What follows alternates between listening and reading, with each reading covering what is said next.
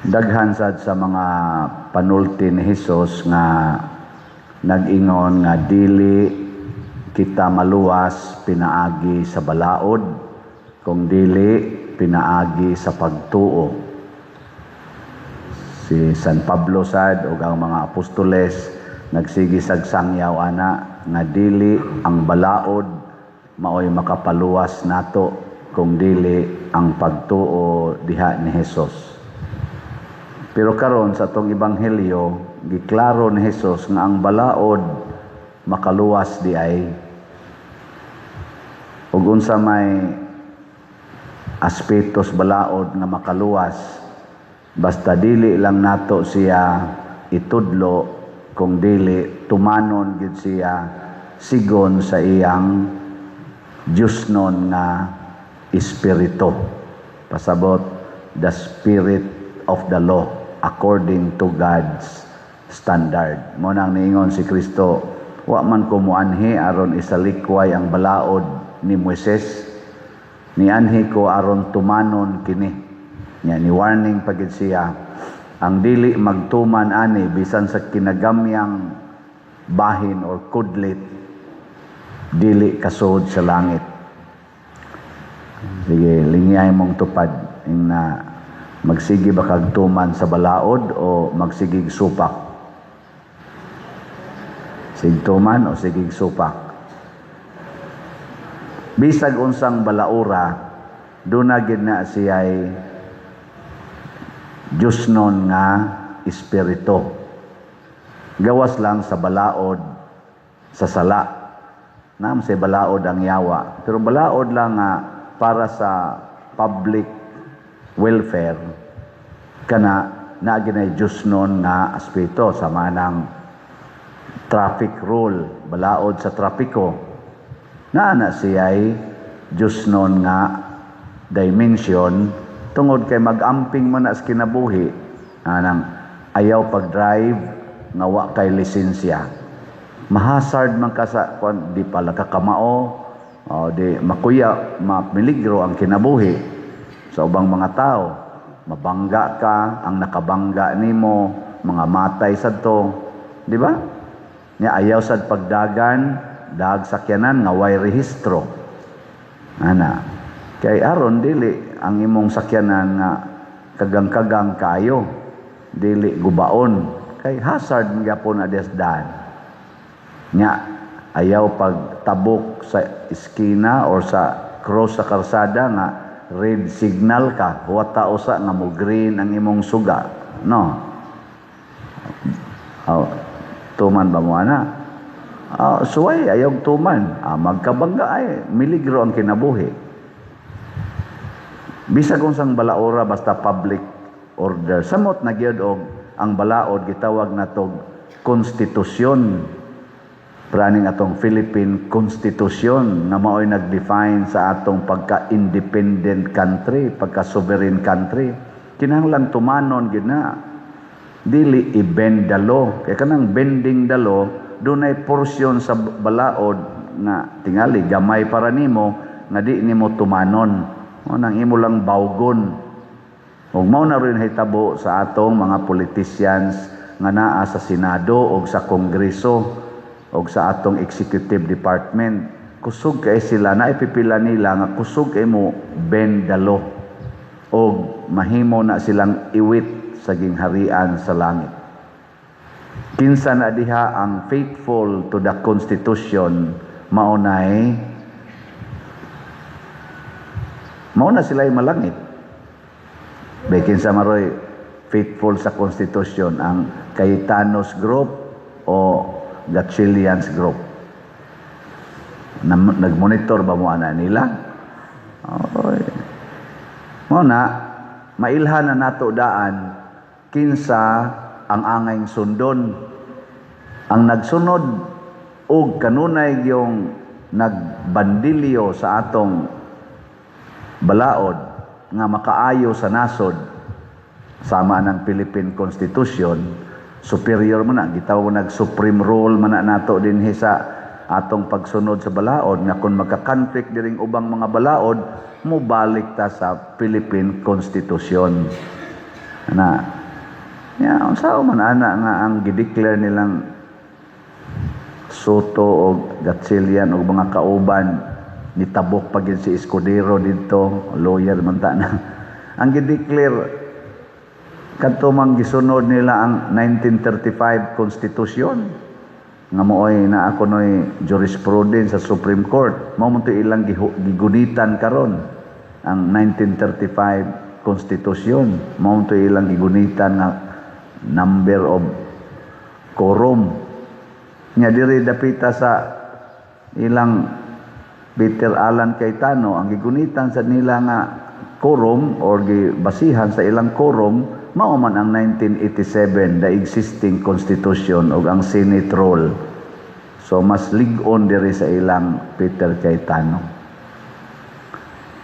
Karon linya imong tupad ang naon sa may balaod nga imong gikuptan karon. Unsa may balaod nato sa simbahan? Sige. Ang balaod nato mao ang ebanghelyo, the gospel. O unsa may naas ebanghelyo? Pananglitan ron imo sa higugmaa ang imong kaaway. Nya ang naas kalibutan moingon self-defense, patya imong kaaway. Ana, hay may mo sundo na. Ha? Anya patyon man kasi imong kaaway. Nya gitugot man ang self-defense.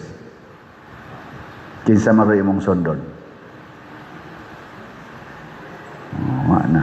Ana-ana na. Napagibalaod si Kristo bungag yapos gugma niya diha sa ebanghelyo.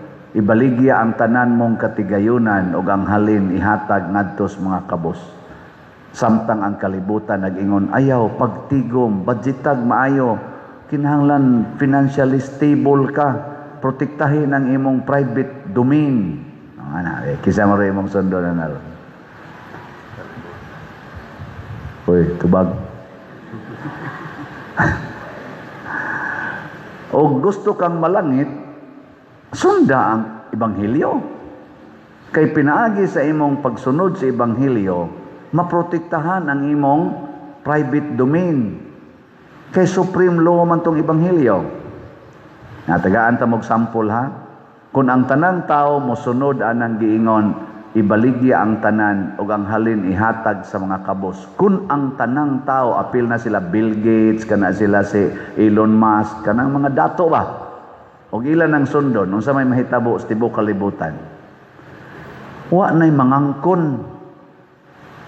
Di na ta maggubat hasta ang Iran di na mangangkon nga sila tag-iyas oil nya maghimo pa gyud sila mga armas nga kanang mga nuclear weapon kay para kontras ilang kaaway. Wa na may mag-ilog.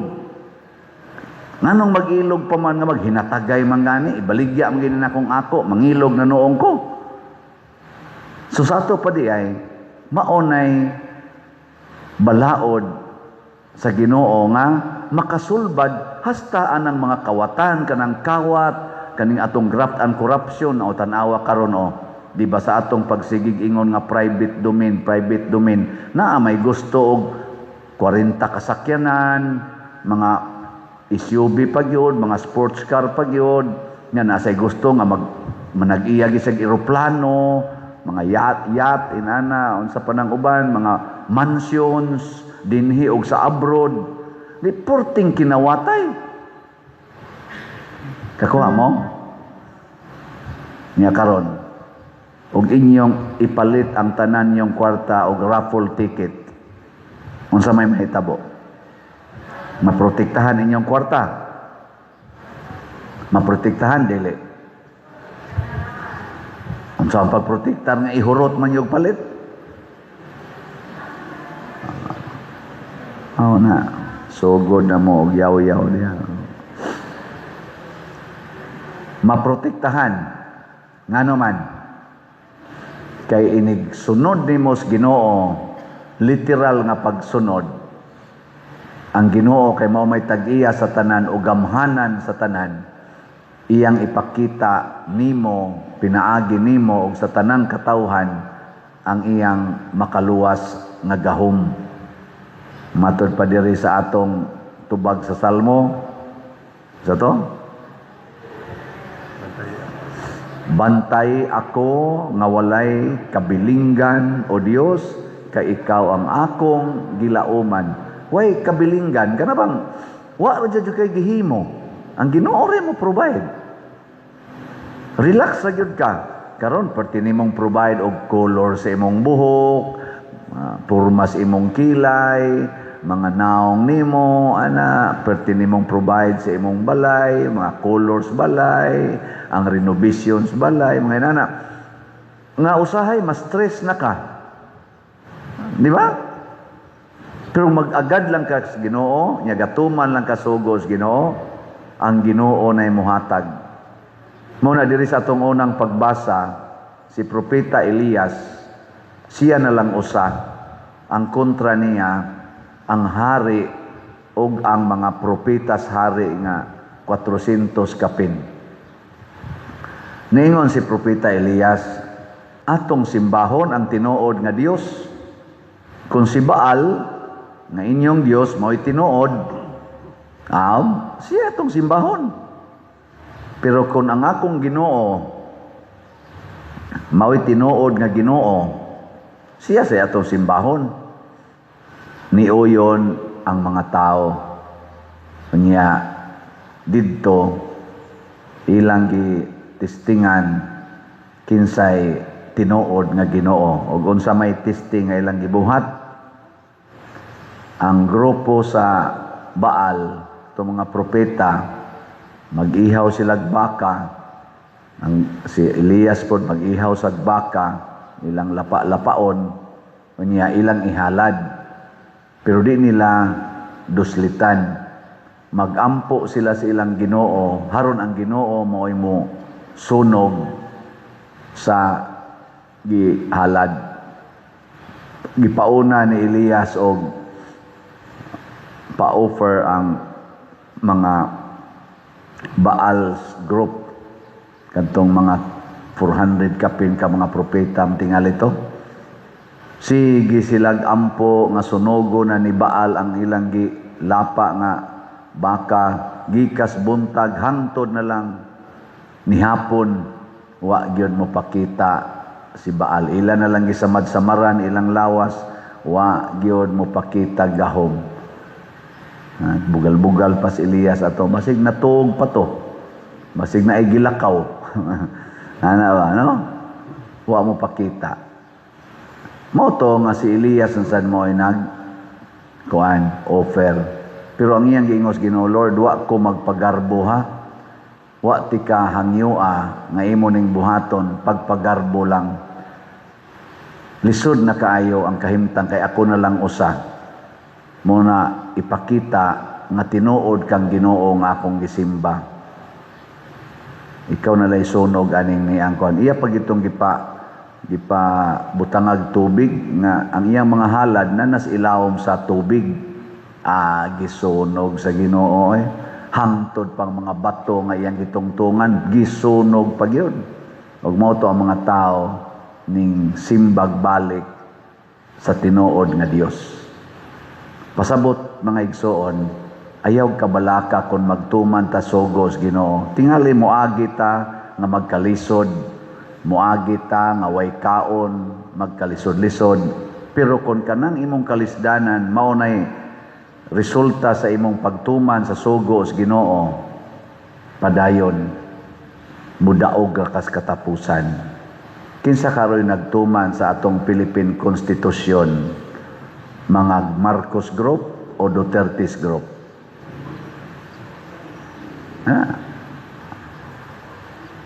Kinsa maroy gilisod-lisod nga sigihan yung gukod, sigihag kiha, sigihag pasangil, ginamit ang mga minaumaong mga balaod? Marcos group, Duterte's group. Pagbantay kay kamong nagsigi og bendalo, kamong gasigi lutos anang inyong mga kaaway, ginamit ang dili insaktong pagtuman sa balaod, doon na mo'y tulubagon sa Ginoo. O moabot ang panahon, doon na gay dakong silot ninyo. Unsa may silot diri sa mga propeta nga mini? Unsa man?